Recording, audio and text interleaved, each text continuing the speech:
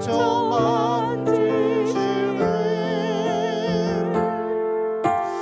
나를 아시고 나를 이해하시네 내 영혼 새롭게 세우시네 주는 내 마음을 주는 내 마음을 고치시고 올 수 없는 상처 만지시네 나를 아시고 나를 이해하시네 내 영혼 새롭게 세우시네 주는 내 마음을 고치시고 주는 내 마음을 고치시고 올 수 없는 상처 만지시네 나를 아시고 나를 이해하시네 내 영혼 새롭게 세우시네 주는 내 마음을 주는 내 마음을 고치시고 올 수 없는 상처를 올 수 없는 상처 만지시네 나를 아시고 나를 아시고 나를 이해하시네 내 영혼 새롭게 세우시네 아멘. 우리 함께 기도합니다. 하나님 아버지 이곳에 임하셔서 마음과 뜻과 시간과 예물로 하나님을 경배하오니 이 예배를 받으시고 이 한 주간도 이 10월달 하루하루도 이 코로나 시대에도 하나님의 나라 속에 살 수 있도록 저희들을 안아주시고 저희들을 도와주시고 저에게 힘을 주시고 지치고 어렵고 불안한 저희들의 마음을 고치시고 내가 알지 못하는 상처까지 만져주셔서 치료하여 주시기를 원합니다. 예수님이 이곳에 임하셔서 주님의 십자가 경배하니 십자가의 상처가 나는 예배 시간 되게 하시고 이 땅에 주의 백성의 상처를 새롭게 하여 주시고 치료하여 주옵소서. 우리와 함께 하신 성령님 우리와 함께 있기가 얼마나 힘드시고 얼마나 어려우십니까? 우리는 죄악이 있지만 성령님은 거룩하신데 성령님을 너무나 사랑하시는데 우리는 분주하여 잊어버리고 살아가는 힘드신 성령님 우리의 예배를 받으시고 주의 백성들을 새롭게 하여 주옵소서. 우리 다 함께 기도드리겠습니다.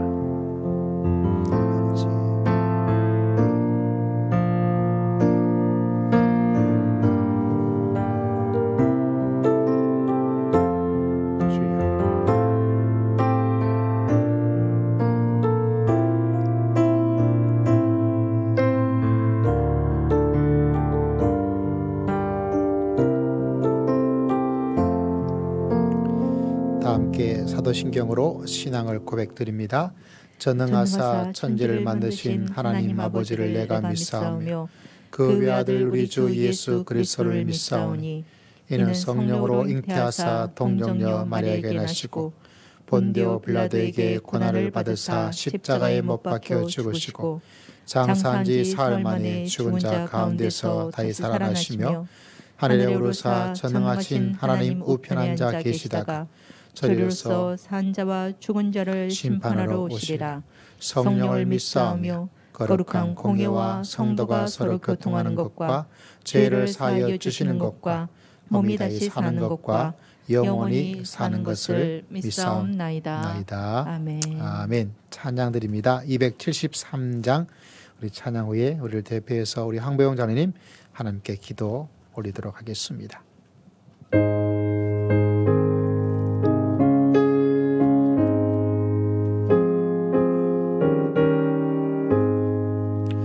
나 주를 멀리 떠났다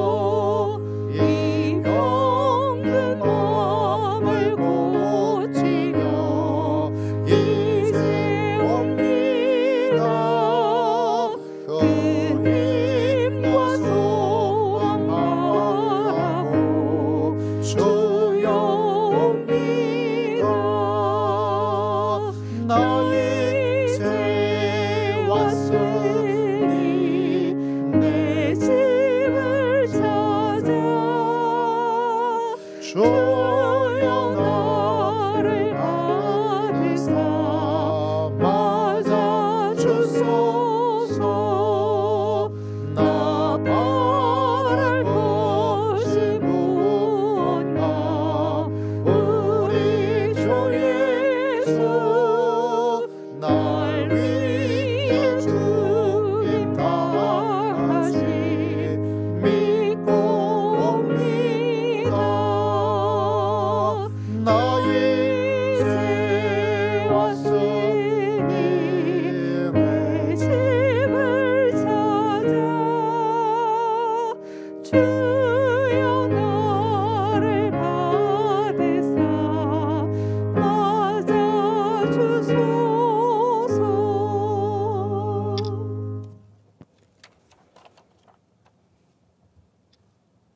사랑과 은혜가 풍성하신 하나님 아버지, 축복과 사랑을 감사합니다.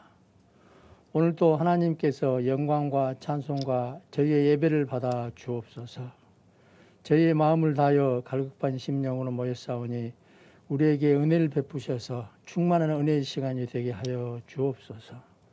코로나 바이러스로 제한된 인원으로 예배를 드리지만 하루속히 이 복된 자리에 전 교인이 동참할 수 있는 은총을 허락하여 주옵소서. 저희의 더러운 죄로 인하여 주님의 영광이 가려진 것을 용서하여 주옵소서. 저희에게 더러운 죄를 벗게 하여 주시고 정결한 마음을 허락하시고 정직한 영을 허락하셔서 저희를 하나님의 영광에 참여하게 하시며 하나님의 영광을 드러나게 하여 주옵소서. 사랑이 많으신 하나님 아버지, 이 나라의 민족을 위해 기도하오니 저희에게 주님의 사랑으로 인하여 이 나라가 복음화되게 하여 주옵소서. 얼마 남지 않는 대선으로 인하여 많은 말들이 오고 가고 하지만 먼저 시민들의 민생고를 알게 하시고 앞과 뒤를 잘 살펴 예수님의 사랑을 실천할 수 있는 유정자들이 되게 하여 마음을 허락하셔서 오직 하나님께서만 할 수 있다는 것을 깨우치는 복된 마음을 허락하여 주옵소서. 많은 질병으로 지금도 어려움에서 넘어지고 쓰러지는 많은 성도들을 기억하시고 주님을 믿는 믿음과 소망과 공륜을 베푸사 다시금 승리할 수 있도록 은혜를 베풀어 주옵소서.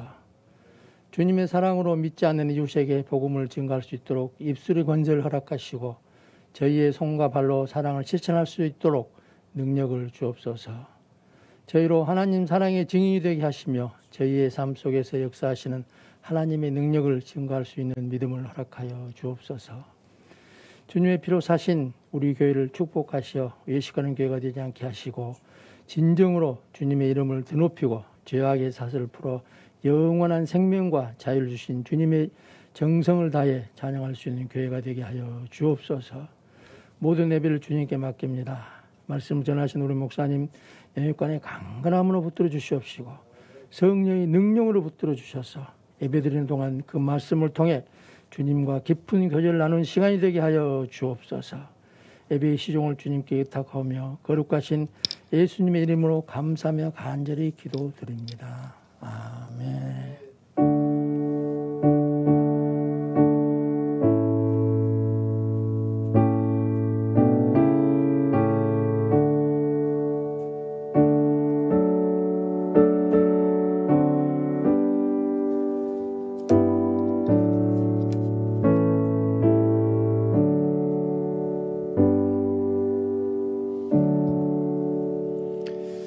오늘 살아계신 하나님 말씀은 신약성경 고린도전서 13장 9절에서 12절까지 말씀을 함께 보도록 하겠습니다. 신약성경 279면에 있습니다. 고린도전서 13장은 사랑에 대한 장인데 마지막 부분 13장 9절에서부터 12절까지 말씀.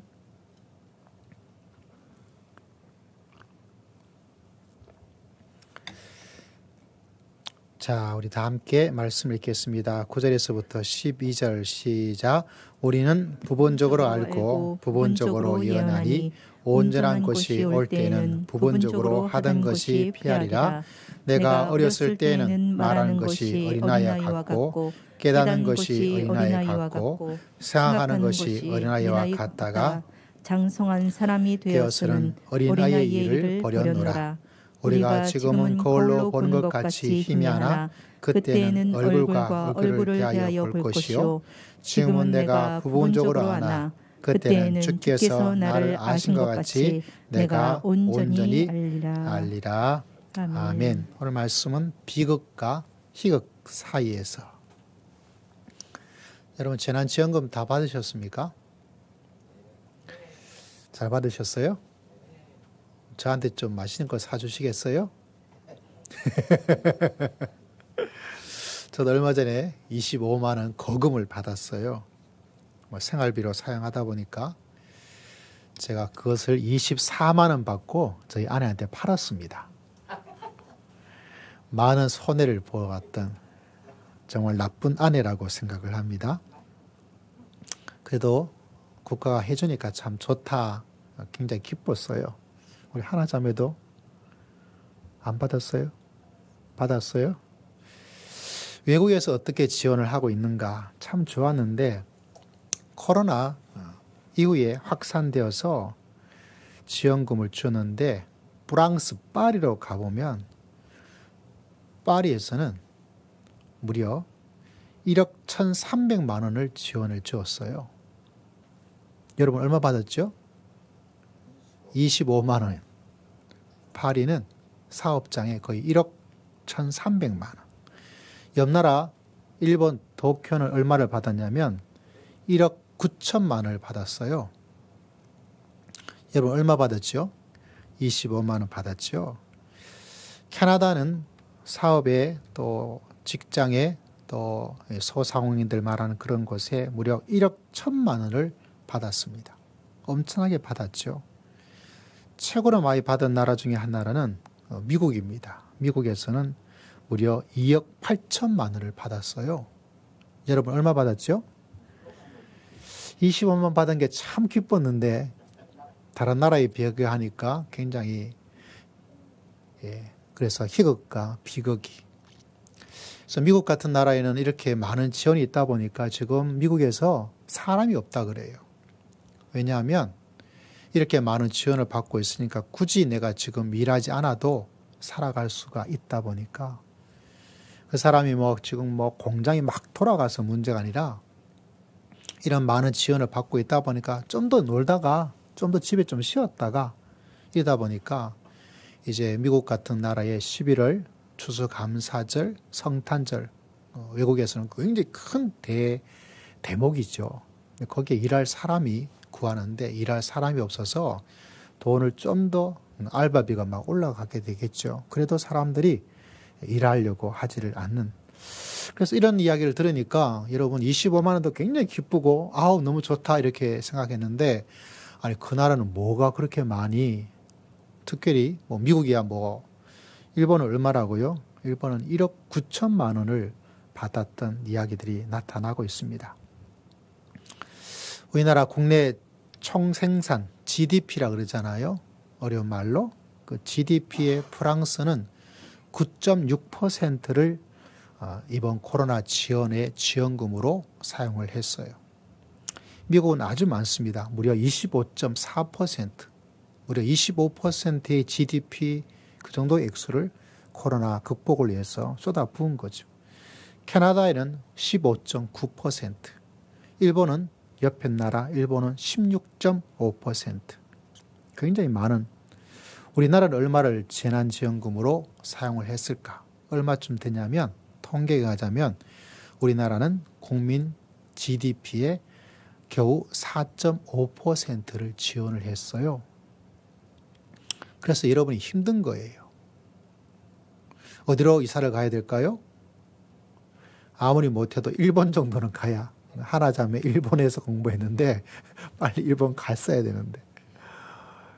물론 나라마다 사정이 다 다르니까 동일하게 해서 될 건 아니지만 그 나라는 GDP 비교해서 4.5% 그렇게 하다 보니까 아마 여러분이 집을 산다든지 소상공인들 가게를 유지한다든지 그 전부 다 내 개인이 빚을 내서 그러다 보니까 다른 때보다 국가는 좀 4.5% 정도의 지원으로 지원되었는데 각 개인 한 사람 한 사람은 나라의 은행에 많은 빚을 지게 되는 그런 어려운 상황 가운데 있습니다.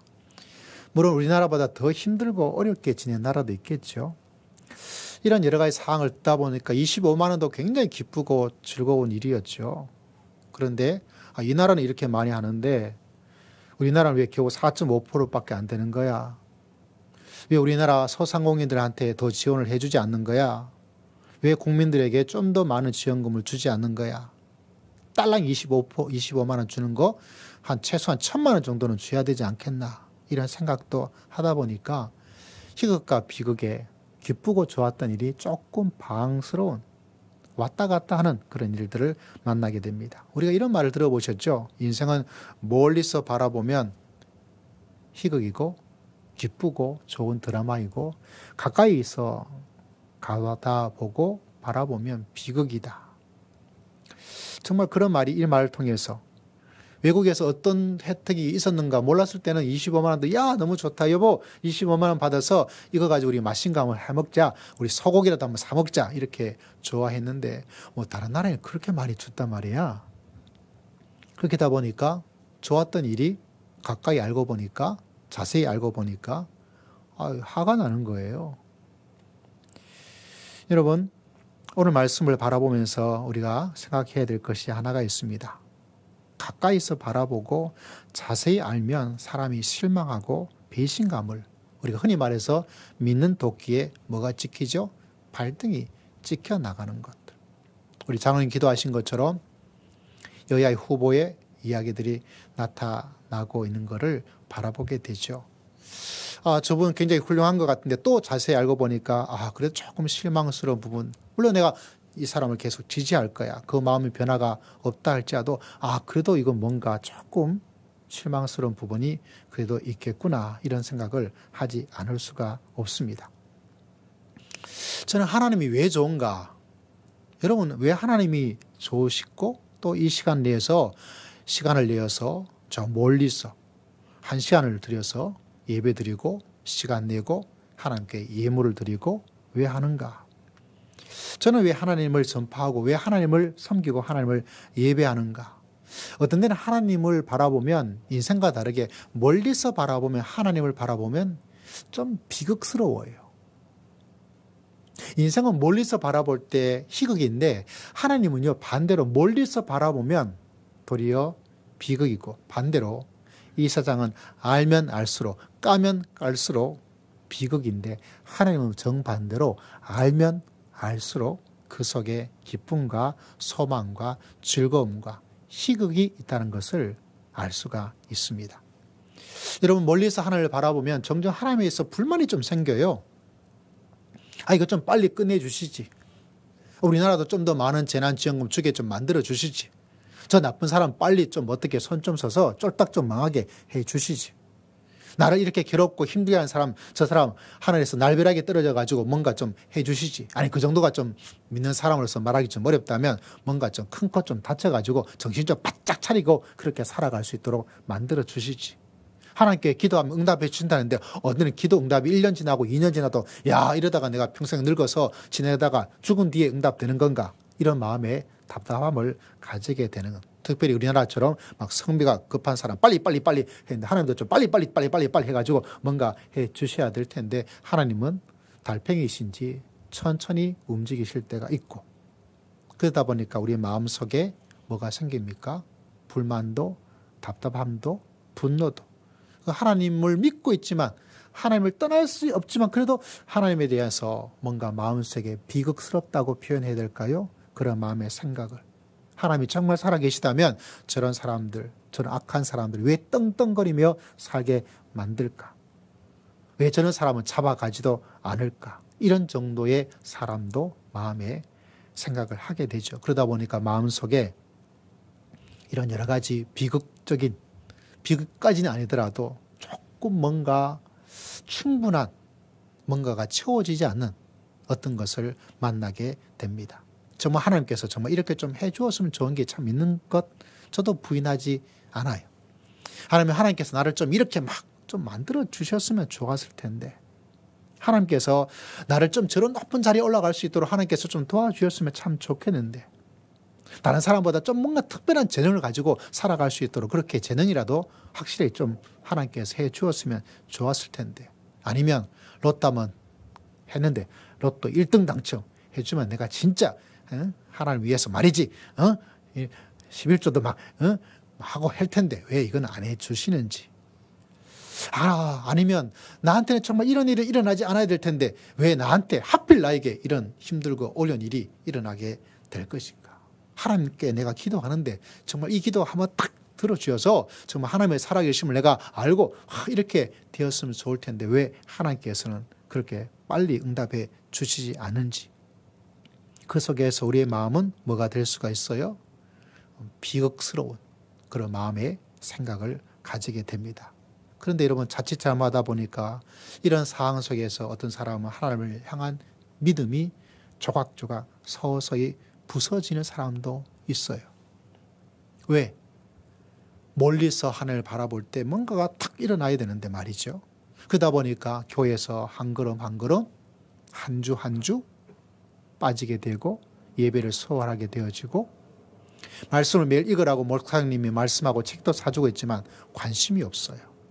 왜냐하면 비극스러운 마음의 어떤 모습이 마음속에 생기다 보니까 하나님께 기도해야 되는데 그 기도가 길지도 않고 깊지도 않고 하는 것도 아니고 안 하는 것도 아니고 이런 모습이 일어나게 됩니다.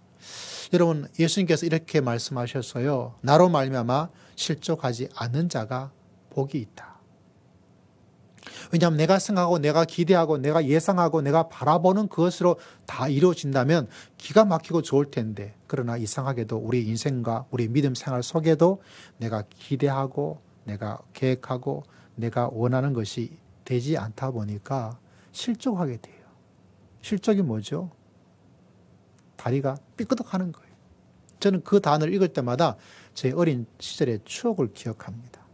왜냐하면 제가 한 40분, 50분 되는 거리를 가서 학교를 가야 돼요. 어린 3학년, 4학년 때.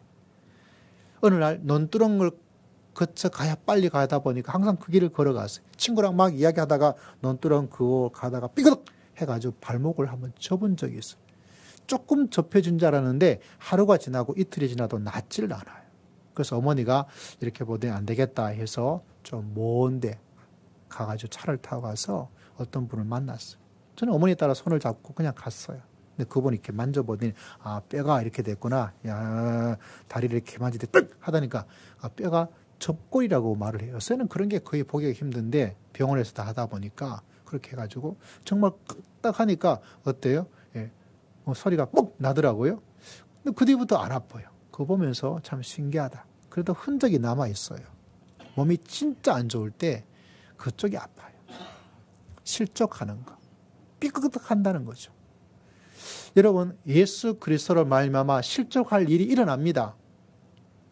실족한 일이 일어날 그때에 예수님께서 미리 경고하고 있습니다. 나로 말미암아 실족하지 않는 자가 되도록. 할렐루야. 실족할 일이 우리 삶 속에 일어납니다. 하나님을 향해서, 예수님을 향해서, 성령님을 향해서 논두렁에서 발이 삐걱하는 것처럼 삐걱한 일이 일어날 그때에 실족하지 않는 자가 복이 있다. 왜냐하면 우리 인간의, 우리의 생각에, 우리의 예상에, 우리의 기대에 어긋난 그것이 일어나게 된다는 것. 그러다 보면 그때 실족하게 되어서서 하나님을 향한 교회와 예배와 믿음 생활에서 멀어지게 되는 일들이 일어나요. 그래서 어떤 사람은 진짜 저 사람 열심히 일하고 학교에서 뭐 회장도 했다, 교회에서 이렇게 봉사했다, 정말 열심히 앞장섰던 사람이 갑자기 삐그덕 실족을 해서 이제 나 교회 안 다녀, 나 하나님 안 믿을 거야, 이런 마음을 가지고 살아가는 뭐한 사람이죠? 실족한 사람이 되는 거예요. 그런 사람 보면 참 안타깝죠. 그래서 여러분, 믿음의 길을 걸어갈 때 하나님을 멀리서 바라보니까 비극, 그리고 그로 말미암아 실족할 일이 일어나게 되는구나. 그때 우리는 뭐 해야 될까요? 실족하지 말아야지. 실족한 일이 일어날 수밖에 없고 생길 수밖에 없는데, 그러나 나는 실족하지 않고 그것을 이겨내야 되겠다. 여러분, 왜 그런 일이 일어났냐면, 오늘 우리가 읽었던 말씀을 바라보면 이런 말씀이 우리들 가운데 있습니다. 왜 우리가 그런 일들을, 그런 실족할 일을 하나님을 멀리서 바라보면 비극이라고 볼 수밖에 없는 답답한 마음을 가지게 되는가? 왜 믿음이 스스로 허물어지는 것처럼 약해질 수밖에 없는가? 많은 이유가 있겠지만 오늘 말씀을 바라보면 이렇게 이야기를 하고 있습니다. 9절에 보니까 이런 말씀이 있죠. 우리는 부분적으로 알고 부분적으로 예언한다. 다시 말하자면 하나님을 멀리서 바라보고 있으면 비극스러운 것이 부분적으로밖에 하나님을 알지 못하면 실족하고 부분적으로밖에 하나님을 모르기 때문에 사람은 비극스럽고 답답할 수밖에 없다는 사실입니다. 그거를 부분적으로 알지 않고 온전히 알면 참 좋은데 그게 아니에요. 우리는 부분적으로밖에 알 수가 없다 보니까 하나님을 향해서 우리는 조금밖에 몰라요. 하나님을 조금밖에 모르다 보니까 조금 하나님을 알다 보니까 하나님을 향해서 실족할 일들, 믿음의 길 속에서 비극이구나, 이거 안 되는구나, 이런 마음의 생각을 가지게 된다는 거. 그래서 여러분 이 진리를 마음속에 꼭 기억하셔야 돼요.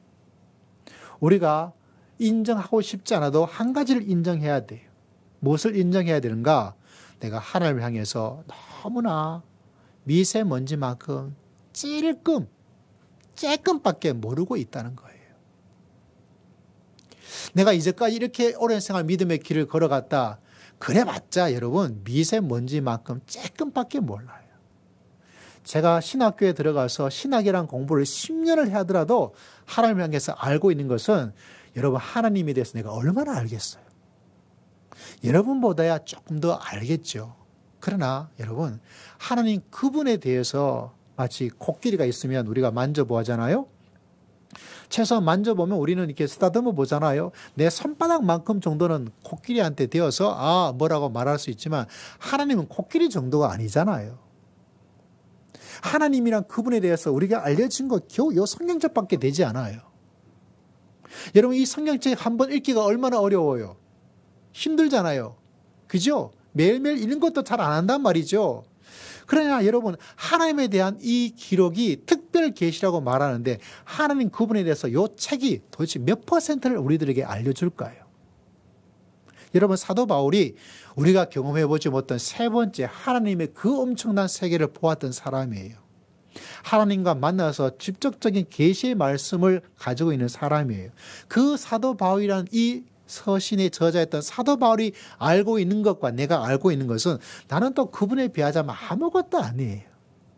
근데 그 사도 바울은 사람은 엄청난 사람인데 그 엄청난 사람도 하나님에 대해서 내가 알고 있는 게 뭐밖에 안 되고요. 찔끔밖에 모른다 그래요.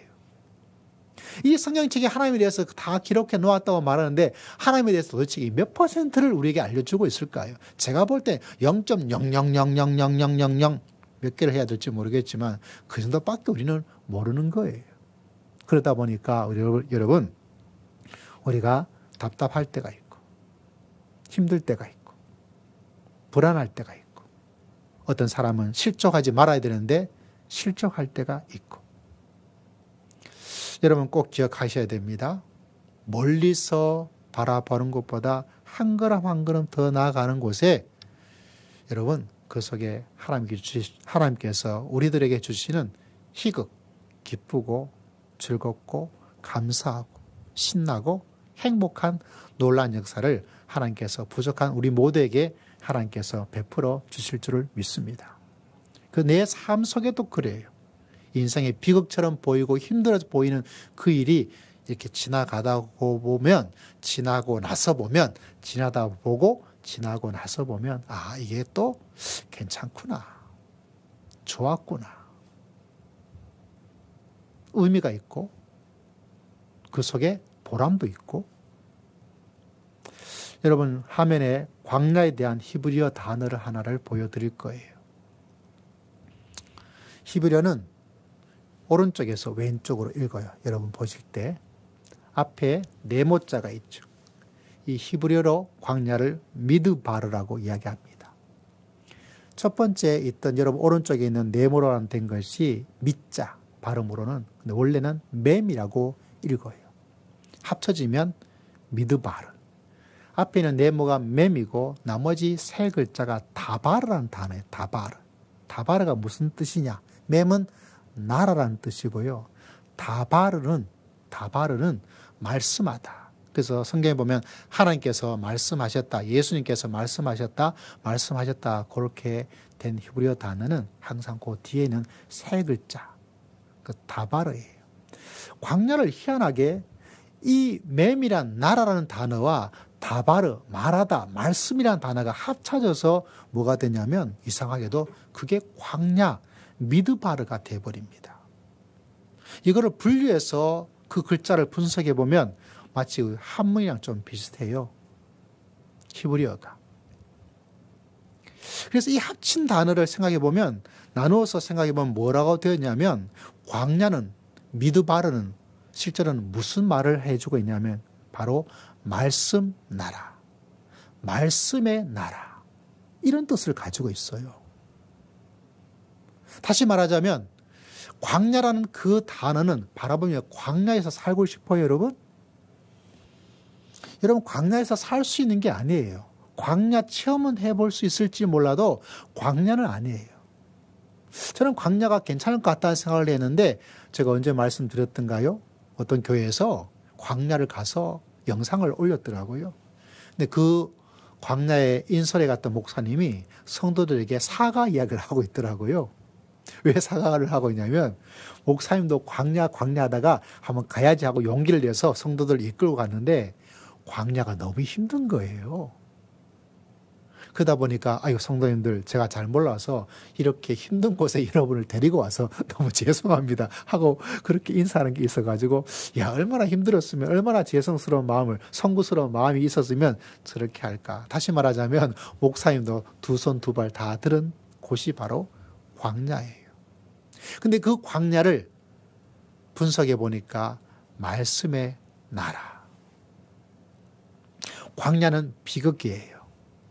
그런데 이스라엘 백성은 깨닫게 된 것이 뭐냐면, 그 비극인 광야가 알고 보니까 희극, 뭐가 있죠? 하나님의 말씀이 충만히 임하는 나라가 된다는 사실입니다. 여러분, 이 사실을 들여다보면 참 놀라운 여러 가지 사람들을 만나게 되는데 그중에 대표적인 사람이 하나가 있습니다. 여러분, 광야하면 새벽의 용사들은 기억할 겁니다. 누가 기억나죠? 바로 모세. 요새 출애굽기를 보고 있거든요. 모세가 하나님을 만났습니다. 어디서 만난지 아십니까? 미디안 광야에서 만났습니다. 광야에서 하나님의 말씀을 만났습니다. 광야에서 하나님을 만났습니다. 인생을 포기하고 열등감 속에 살고 있던, 자신감을 잃어버리고 삶의 방향과 목표와 열정을 잃어버린 그 모세가 말씀의 나라 광야에서 하나님을 만나서 다시 지도자로 거듭나 버렸습니다. 그러므로 비극처럼 보이는 그 광야가 알고 보니까 모세의 인생에 기쁨을 주는, 희극으로 만드는 하나님의 말씀의 나라가 이루어져 버렸다는 사실이에요. 여러분, 세례 요한이 하나님의 말씀을 전했습니다. 어디서 말씀을 전하였는가? 성경에 바라보니까 광야에서 외치는 소리였다. 광야란 그 비극 속에서 하나님의 말씀의 소리가 울려 퍼지는 것. 그래서 광야는 참 척박한 땅이었음에도 불구하고, 비극스러운 땅이었음에도 불구하고, 눈물이 있는 땅이었음에도 불구하고 그곳에 기쁨이 있는, 말씀이 그곳에 임하는 일이 일어났어요. 세례 요한만 그런 게 아닙니다. 하나님의 종으로 부름받았던 사도 바울이 3년 동안 아라비아 광야에서 시간을 보내었어요. 그 속에서 하나님의 말씀을 받고 하나님의 진리 가운데 거듭난 사람으로서 새롭게 인생을 출발하는 놀라운 일이 일어났습니다. 어디에서 일어났다고요? 비극의 장소, 눈물의 장소였던 광야에서 하나님의 생명의 말씀의 역사가 일어나고 있다는 사실. 참 놀랍죠.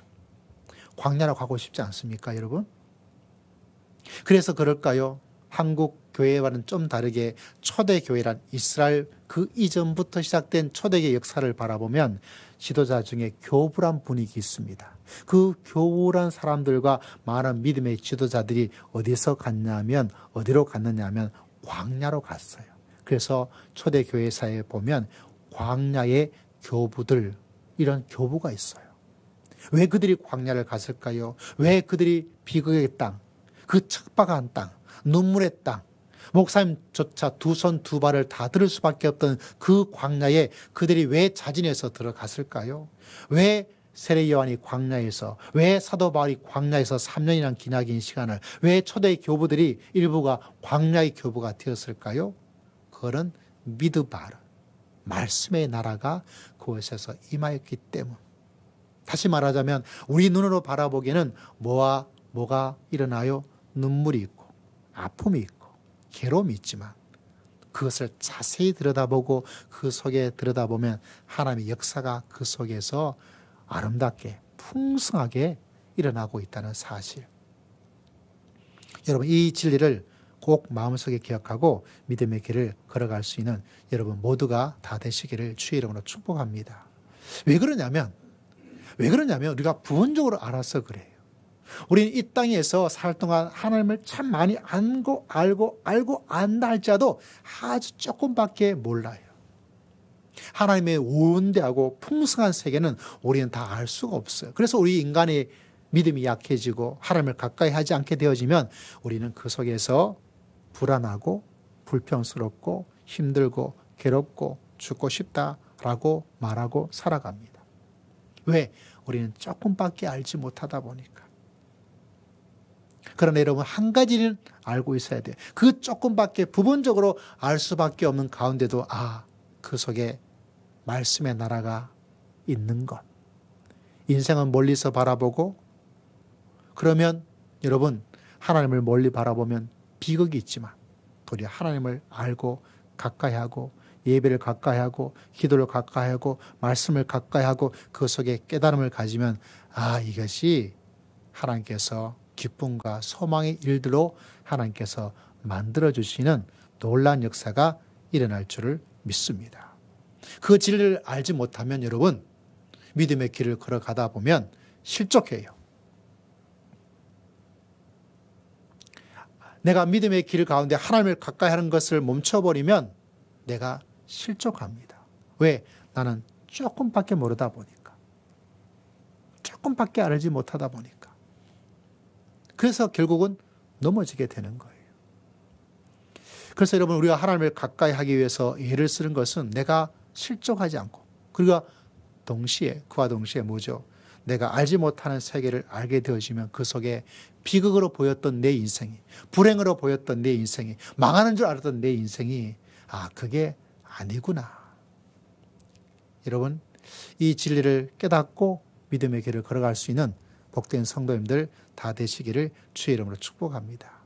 왜냐하면 그 속에 하나님의 생명의 놀라운 역사가 너무나 강하게 일어나고 있다는 사실입니다. 새벽에 영사들에게 말씀을 한번 전했지만 제가 아는 후배 목사님이 계세요. 얼마 전에 위임을 받아서 목회를 하고 계시는데 교회가 규모가 그렇게 크지 않다 보니까 목사님에게 충분한 이렇게 도서 이런 거를 해주기가 좀 어려우세요. 그래서 오늘 연락이 왔습니다. 형님, 지난번에 이 책 월간지인데 좋다고 추천해 주셨는데 그거 좀 지난 거 저한테 보내주시면 안 되겠어요. 실제로는 그 책을 제가 이제 쌓아두었다가 또 필요할 때 보고 하기 때문에 그거 좀 어려운데 제가 도와주고 싶은데 좀 마음이 좀 어떻게 할 수가 없었어요. 근데 하나님께서 갑자기 지혜를 주시기를 뭐냐면 그 출판사에 전화를 해보면 어떨까 생각을 주더라고요. 그래서 목사님께 말을 했어요. 목사님, 출판사에 전화해 보세요. 출판사도 책이 절판될 때도 지금 항상 남거든요. 그 남는 걸 어떻게 해야 되겠어요? 없애야 될 거 아니겠어요? 그래서 1년, 2년이 아니라 3년, 4년 것도 괜찮으니까 그걸 좀 저렴하게 아니면 그냥 좀 어려운 목회자 도와준다는 셈 치고 한번 보내주면 아니면 아주 작은 금액으로 구입할 수 있도록 그렇게 부탁하면 좋겠다 싶어서 목사님께 연락을 했어요. 목사님, 그러면 그 출판사에 전화를 해가지고, 그 두라노 출판사라는 곳이거든요. 그 두라노 출판사에 전화해가지고 한번 이야기 한번 해보세요. 믿자야 본전 아니겠어요? 라는 생각이 들어서 목사님께 말씀을 드렸어요. 근데 어느 날 전화가 왔어요. 목사님한테서. 형님, 진짜 놀라운 일이 일어났어요. 그래서 제가 했던 그 말을 듣고 며칠 후에 그 두라노 출판사에 전화를 했대요. 사실 제가 이런 데서 사역을 하고 있는데 형편이 좀 어려워서 그 책을 조금 구입을 하고 싶은데 시간이 많이 지난 과거로 몇 년 된 것도 괜찮으니까 그거를 좀 구입하고 싶습니다. 혹시 그냥 주면 더 좋고 아니면 비용을 지불한다면 좀 형편을 고려해서 좀 주면 어떨까요? 근데 그 출판사에는 그 책을 좀 지나면 다 없애버린대요. 근데 목사님, 조금만 기다려보세요. 조금만 기다려보시면 제가 내일 다시 전화를 드리겠습니다. 라고 출판사에서 말씀을 하더래요. 하루가 지났어요. 연락이 왔어요. 목사님, 어제 정말 전화를 기가 막히게 잘 하셨습니다. 알고 보니까 그 출판사에서 어려운 목사님들 책을 사고 싶지만 그 책을 사고 싶지만 형편이 어려운 분들을 위해서 후원자가 생길 때가 있는데 그 후원자가 그 하루 사이에 만들어지게 된 거예요. 그래서 그 출판사 직원이 말하기를 목사님 진짜 어제 정말 전화를 잘 하셨어요. 기가 막히게 후원자가 나타나셨습니다. 그래서 1년치 후원자가 되셔서 그 책을 받아볼 수 있도록 되셨습니다. 그 이야기를 전해주는 거예요. 그래서 제가 말했어요. 야, 한턱 내라. 한턱 내라. 여러분, 힘든 가운데 있을지라도 하나님께서 희극의 놀라운 일들, 기쁨의 놀라운 일들, 신비한 놀라운 일들 만들어 가시는 거예요. 지금 내가 당장 어렵고 힘들다는 것, 그것만 바라보는 거, 여러분 그렇게 바라보면 믿음의 길을 아무리 걸어가고 있다 하더라도 여러분 그 속에서 아무것도 얻을 것이 없어요. 실족스러운 그 일 가운데서도, 불안한 그 마음 속에서도, 어려운 그 가운데 있을 때라도 하나님께서 우리 삶 속에 역사하여 주실 줄을 믿습니다. 할렐루야. 그걸 절대로 놓치면 안 돼요. 내 기도 외에, 저 나쁜 사람 외에 수만 가지 일들이 있어서 내 마음과 내 믿음과 하나님과 진리에 대해서 실족할 수밖에 없는 그런 마음과 생각과 결정과 선택할 일이 일어나고 있는데 그것을 무시하고 꿋꿋하게 하나님을 바라보고 믿음의 길을 걸어가는 것. 우리는 너무나 부분적으로 알고 있기 때문에 하나님을 멀리서 바라보기 때문에 비극인 줄 알지만 하나님을 가까이 하고 들여다보며 또 들여다보고 믿고 나아가다 보면 그 속에 비극이 아니라 그 속에 기쁨, 소망, 생명, 할렐루야, 그런 놀라운 역사가 일어나고 있다는 사실을 여러분 마음속에 꼭 기억해야 됩니다. 여러분, 세상은 말하고 있습니다. 멀리서 바라보면 희극이죠. 가까이 사람을 알면 어때요? 실망스러워요. 여러분도 저를 멀리서 보면 괜찮아요. 그래서 강대상하고 이렇게 먼 거예요. 멀리서 바라보고 있으라고. 너무 가까이 오지 말아요. 가까이 오면 같이 오래 지내다 보면 실망스러워요. 그게 사람이에요. 그러나 하나님의 세계는 그게 아닙니다. 우리가 부분적으로 알고 멀리서 바라보면 하나님이 이루신 그 놀라운 세계를 잘 볼 수가 없어요. 그러나 정말 하나님이 온 땅의 주인이심을 기억하고 내 인간의 생사복을 주장하시고 하나님의 사랑으로 나를 붙잡아 주신 것을 바라보고 들여다보고 실족할 일이 있을 때 하나님이 그럴 리가 없지. 그만두고 싶을 그때에 하나님께서 나를 어떻게 사랑하는지 내가 잘 알고 있는데 그 하나님을 향해서 예배와 믿음과 말씀과 기도와 사명과 충성과 헌신으로 한 걸음 한 걸음 그 실족의 시간에 아니야. 하나님께서 그럴 리가 없어. 그 하나님을 좀 더 한 걸음 한 걸음 더 가까이 해 나가다 보면 비록 우리가 아무리 알아도 조금밖에 모른다 할지라도 그 속에 인생의 기쁨과 소망과 즐거움과 하나님의 축복을 체험할 수 있도록 하나님께서 역사하여 주실 줄을 믿습니다. 우리 모두가 이 진리를 마음속에 기억하여서 우리가 인생의 비극과 희극 사이에 있는 사람이지만 하나님께서 우리에게 주시는 기쁨과 소망을 늘 바라보고 체험하고 그 하나님을 온 땅에 전파하면서 믿음의 길을 걸어갈 수 있는 복된 성도님들, 하나님의 귀한 성도님들 다 되시기를 주의 이름으로 축복합니다. 기도하겠습니다. 살아계신 하나님, 우리 눈을 열어서 하나님의 세계를 바라보게 하시고 우리의 마음을 열어서 하나님을 향하여 다가가 하나님께서 이루신 큰 일들을 체험하고 바라볼 수 있도록 은혜를 베풀어 주실 줄을 믿습니다. 감사드렸고 살아계신 예수님 이름으로 간절히 기도드리옵나이다. 아멘. 찬양드립니다. 찬송가 292장 찬양드리며 귀한 예물을 하나님께 드리도록 하겠습니다.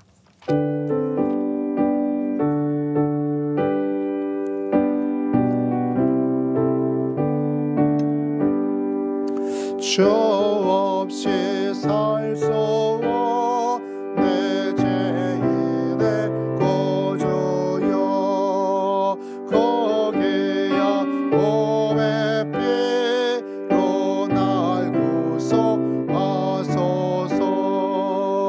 고소의 사랑으로 올리신 보혈이 내 소망 나의 위로 내 영광 됩니다.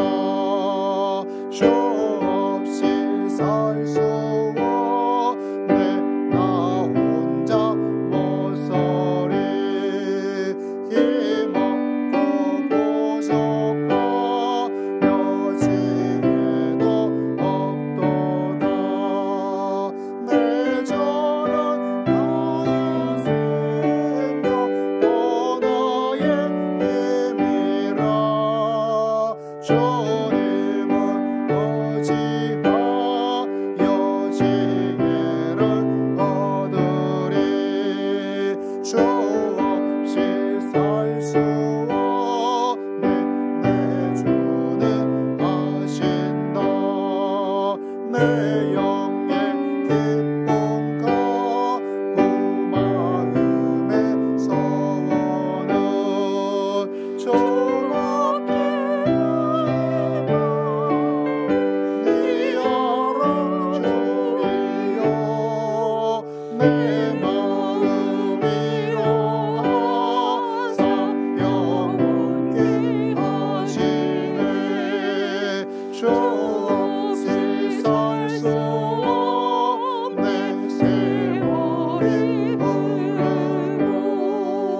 이 깊은 고통 속에 내 생명 끝나도 사랑 없는 일들 날 지켜주시니 내 곁에 계신 주님 늘 힘이 됩니다. 아멘. 살아계신 하나님, 우리의 모든 것의 주인 되심을 이 예물을 통하여 고백합니다. 우리 인생의 모든 왕이 되심을 이 예물을 통해서 올려드립니다. 우리 인생의 목자가 되어서 푸른 초장과 실만한 물가로 인도하실 분은 오직 하나님이심을 이 예물을 통해서 믿음의 고백을 드립니다. 주님께서 이 예물을 받으시고 모든 예물자들 위해 하나님께서 우리 인생의 인도자가 되시고 우리 인생의 통치자가 되어주시고 우리 인생의 목자가 되어 주시기를 원합니다. 주님 역사하여 주실 줄을 믿습니다. 불안한 미래와 어려운 시국 속에서 우리를 지켜주시고 우리를 이끌어주시고 우리를 붙잡아 주시는 분은 오직 하나님이신 줄을 믿습니다. 이 예물을 주님께서 받으시고 모든 예물 드린 자들 심령 위에 주님께서 인도하여 주시고 붙잡아 주실 줄을 믿습니다. 한 주간을 주님께 의탁하며 주일의 귀한 예물을 하나님께 올려드립니다. 주님께서 받으시고 살아가는 주일을 한 주간 한 주간 하루하루의 삶이 주의 은혜 가운데 온전히 그하기에 부족함이 없도록 주님께서 역사하여 주실 줄을 믿습니다. 선교의 귀한 예물을 올려드립니다. 건축의 귀한 예물을 드려서 하나님께서 이루고자 하시는 귀한 사명을 감당하고자 사명의 부르심을 감당하오니 주님께서 이 땅의 모든 사명을 감당하기에 부족함이 없도록 능력과 권세와 하나님의 축복을 더하여 주실 줄을 믿습니다. 하나님께 금식하여 귀한 예물을 올려드리며 아버지 그 금식하며 기도했던 기도의 제목을 주님께서 들으시고 주님께서 천배 만배로 응답하여 주실 줄을 믿습니다. 구제의 귀한 예물을 올려드립니다. 하나님의 사랑으로 온 세상을 사랑으로 가득 채워드리는 이 예물 위에 주님께서 더 큰 사랑의 역사를 체험하는 귀한 예물자가 될 수 있도록 주님께서 축복하여 주실 줄을 믿습니다. 강건케 하심을 감사하여 감사의 예물을 드립니다. 하나님의 은혜를 감사하여 귀한 예물을 드립니다. 이사에 무사히 잘하게 해주심을 인하여 하나님께 귀한 감사의 예물을 드립니다.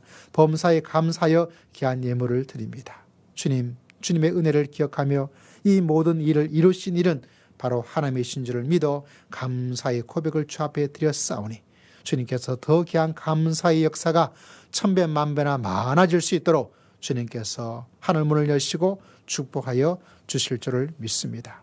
내 인생의 주의 시기에 주님께서 11조를 드리는 그 심령의 고백으로 하나님께 귀한 예물을 드렸습니다. 주님께서 기억하시고 11절 예물 드리는 심령들을 위해 하나님께서 푸른 초장 실만한 물가로 인도하시는 놀라운 역사를 눈동자처럼 지켜보아하시는 보호하심의 귀한 은혜를 우리 인간의 생사복을 주장하시는 하나님의 놀라운 역사를 체험하는 복된 약속 11조의 약속을 체험하는 귀한 백성 다 될 수 있도록 은혜를 베풀어 주시고 주님의 귀한 백성들 아버지 앞에 귀한 예물을 드리고도 남음이는 귀한 역사를 체험하는 귀한 가정들 귀한 백성 다 될 수 있도록 주님께서 은혜를 허락하여 주실 줄을 믿습니다.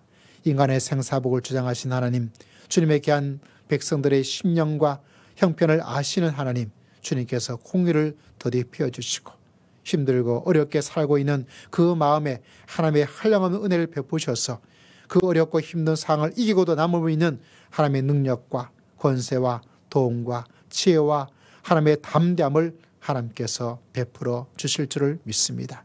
마음이 심약한 심령들 위해 하나님의 위로하심과 하나님의 평안을 허락하여 주시옵소서. 우둔하고 넘어지는 심령 위에 주님께서 강한 마음의 은혜를 베푸셔서 모든 것을 이겨나가기에 부족함이 없는 승리의 은총을 하나님께서 허락하여 주실 줄을 믿습니다. 하나님께 계획하고 소원하는 일들을 이루고자 노력하고 또 노력하는 백성들 심령 위에 그 노력의 땀방울이 헛되지 않도록 은혜를 더디피어 주시옵소서. 아버지여 이 몸된 교회를 기억하시고 이 제게 주신 사명을 잘 감당하고 남으면 복된 교회가 될 수 있도록 은혜를 베풀어 주실 줄을 믿습니다. 선교지 위에도 함께 하시고 저 북녘 위에도 함께 하시고 코로나로 말미암아 어려움을 겪는 이 땅의 모든 피조물들 위에 하나님께서 공일과 자비를 더디피어 주실 줄을 믿습니다. 주님께 모든 것 의지하고 살아계신 우리 주 예수 그리스도 이름으로 간절히 기도드리옵나이다. 아멘. 아멘. 우리 몇 가지 교회 소식을 잠시 보도록 하겠습니다.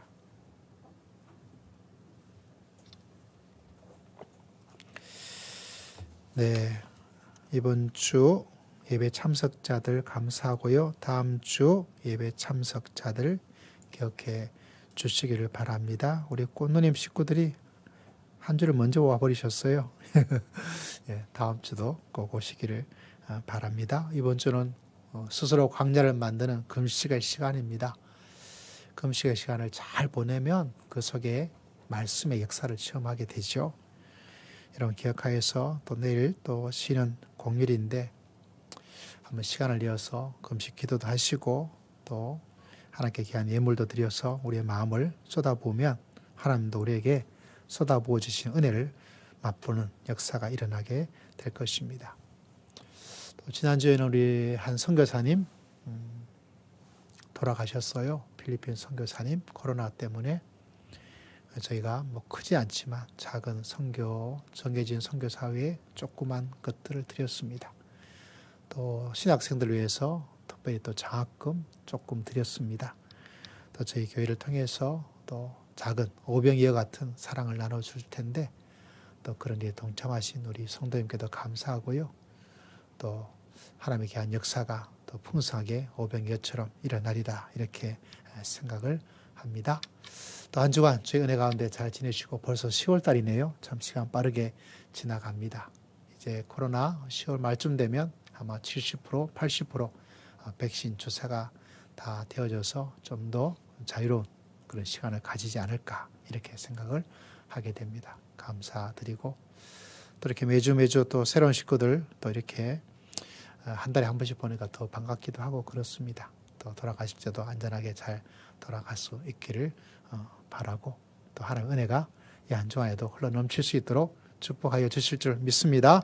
우리 찬양 드립니다. 함께 찬양 드리겠습니다. 하나님은 우리를 지켜주십니다.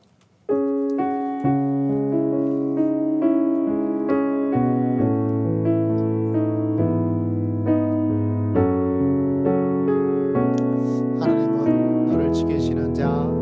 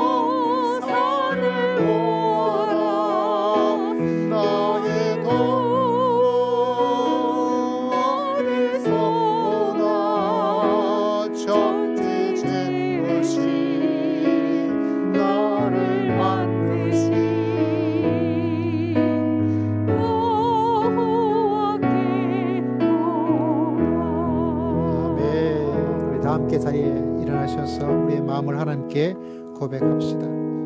하나님, 실족할 뻔했습니다. 그러나 더욱더 주님을 바라보겠습니다.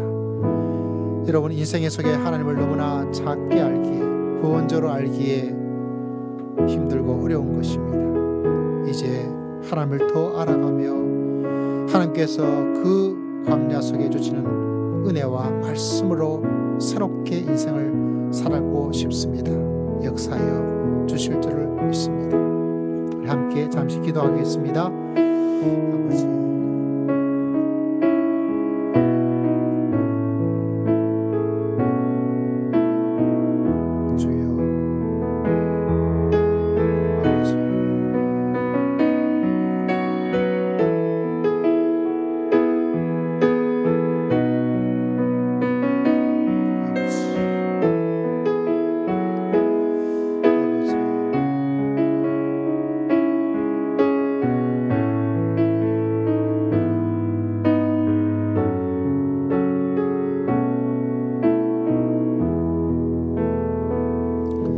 지금 우리 주 예수 그리스도의 크신 은혜와 하나님 아버지의 극진하신 사랑과 성령 하나님의 감동, 감화, 교통, 충만하심의 놀라운 역사가 비극스러운 인생 속에서 우리를 희극의 세계로, 희극의 나라로, 기쁨의 나라로, 소망의 나라로, 즐거움의 나라로, 행복의 나라로 우리를 인도하여 주시는 하나님을 의지하며 믿음의 길을 걸어가고자 다짐하고 소망하는 모든 믿음의 귀한 백성들 심령 위에, 가정 위에, 이 나라와 이 민족 위에, 직장 위에, 주의 몸된 온 열방과 선교지와 주의 몸된 교회 위에 지금으로부터 영원토록 함께 있을지어다. 아멘.